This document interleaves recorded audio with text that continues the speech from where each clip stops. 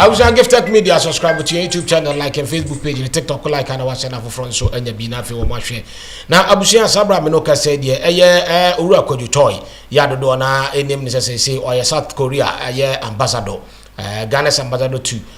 South Korea and this and same we ba beto dwa wo kire wona je say wono crowd on the seas na saa to range mo beto my Ghana no oni nipa na wo twe no mo ko ni ba ko e ka science say wonya mo nipa kro no ni din ya je say wo kire mu a na asem na esi no asem kese pa ya yesa o man Ghana na ya di awreho ya yesa ye ni egu eye ni sumu a Yesu ne nyina mu no okoso a na fi wo kire mu na je say wo se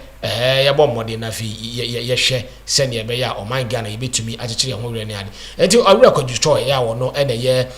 ambassador Ghana's ambassador designate to South Korea and in same me ba betu edwas abredo wo kire mu na se oni ebidum ekasa ya bisa subscribe to your YouTube channel, like and Facebook page, TikTok, or like and our share now for friends so.